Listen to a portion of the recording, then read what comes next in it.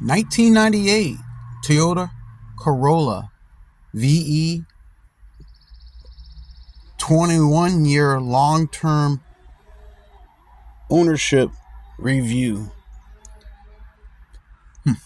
So I bought this vehicle with 26,000 miles on it, which is new to me, on a one-owner trade-in, and it now has 340,000 miles. So with over 21 years of ownership, with the vehicle being at the 28-year mark, I just had some remarks and thoughts on it for owning a vehicle for 21 years. 340,000 miles. Wow. I've seen some places and done some things. So, anyway, let's get on into it. So there we go. I'll give her a start up and we can walk around and talk a bit. So, the vehicle has a 1.8 liter 4-cylinder engine with a 3-speed automatic transmission. VE model. Not quite sure what that is. However, it does have a spoiler on the back. Maybe that might denote it. But as you can see, as I walk through the interior, everything is pretty much intact. Put some seat covers on it. Seats underneath are still original, look very, very well. No worn spots, and I still have the original Toyota Corolla mat there on the right side. I have a dog that rides in the back seat. She spends a lot of time back there, and I keep a cover on there, so it looks pretty good. We just keep it nice and clean, brush it out with a rubber little glove.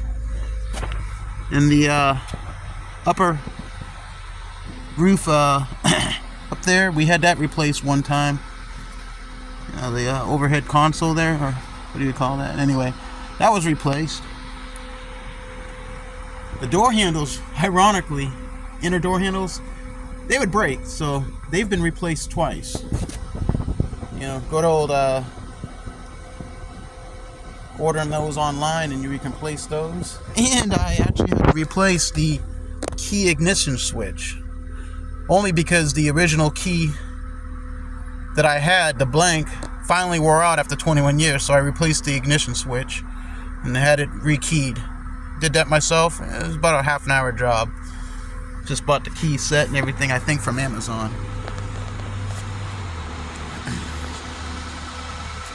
So let's go ahead and I have the car running at the moment. Let's go ahead and take a peek underneath the engine and see what it sounds like here. Let's see, pop this open one-handed. I like to keep it fairly clean, oil-free, meaning if there's any oil on it, I like to keep the engine bay clean. So if there's any oil leaks, I can detect it pretty quick and address that.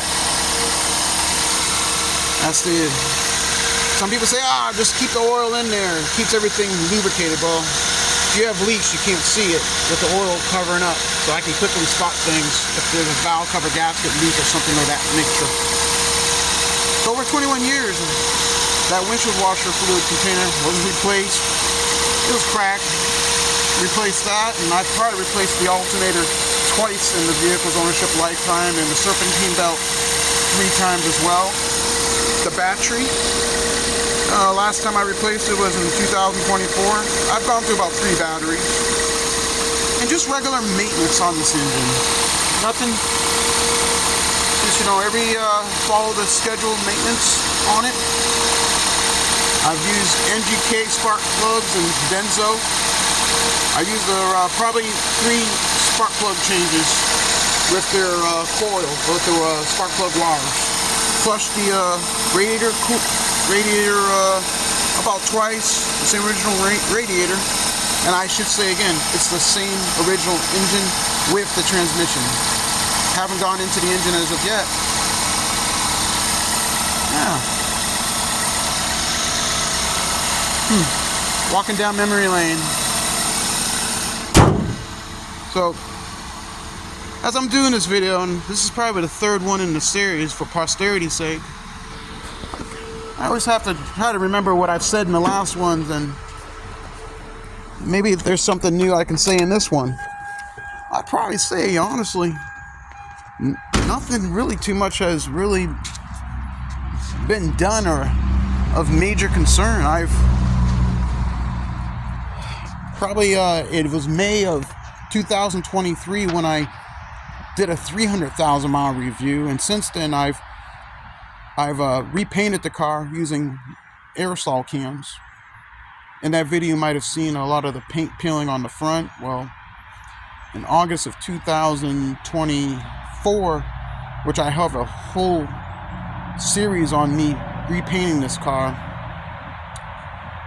you can catch all the probably, I don't know, 20 videos there on me painting sections. But as of last week, here we are in March of 2026, I went ahead and touched up some areas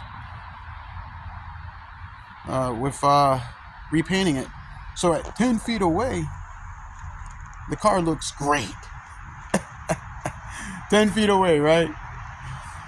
So anyway, I'll give you a list of what I've done, really, in just terms of just keeping this thing on the road. I've bought a brand new set of rims because the other ones, after many years, were getting out of round, and the significant, that's my significant gal here, she said, it's not starting to feel nice and smooth. So I went and bought new rims and also bought new tires. Had an alignment done, and that made a significant ride qualities. And as you can see, the paint looks, to me, from a rattle can perspective, aerosol can, doesn't look that bad to me at all. Not bad at all. So I went ahead and, like I said, new rims, new tires.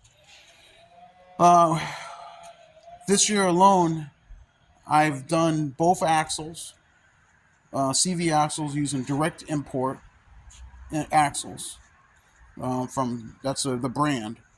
Actually, I take that back. Last year, a year ago, I did the right front CV axle, and just last month I did the left front CV axle.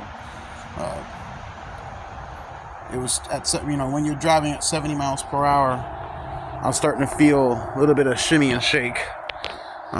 So I knew it was time.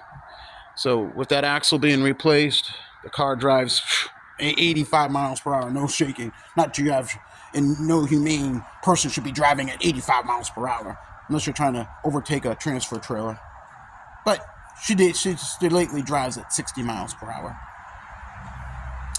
So where was I? So CV axle change, literally in 21 years, just one time. Like I was saying, the last, you could say year and a half. I've gone through two starter motors, or the whole starter, twice in its lifetime. I've done one complete brake job. Front and rear, front pads and rotors on the front, and just the brake shoe, not on the rear brakes, just the not the actual, just the inner shoes. I have to think about that one. Actually, have I had to replace the rear brakes? No, I haven't actually had to do the rear brakes. No. Wow.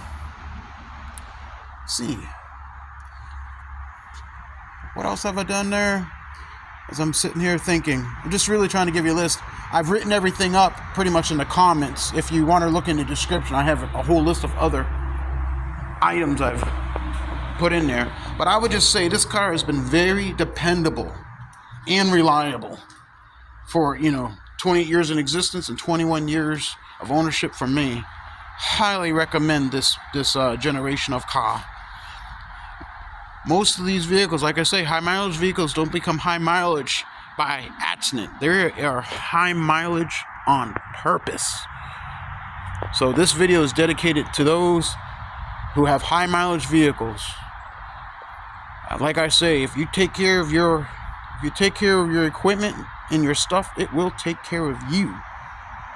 So thank you high mileage owners and people who take care of their stuff. And that's why I do this, why I wanted to do this video at 340,000. Don't know how much longer we'll keep this car in the family. Thinking about moving on to something maybe a little bit newer. If I get the new bug in me, we'll see. But I'll definitely do a going away video when that time comes. You know, you could say a goodbye video. May donate the car to someone in need. Sell it for a paltry sum to some young person needing just a get-around car to get them around and buy. They'll have all the service records and years of history. Who knows? Maybe I'll rebuild the engine or something. But other than that, I intend to just keep driving it and enjoying this vehicle, because it's been fun to drive, and like I said, very dependable, no car payments, no anything, just 21 years of driving and maintaining.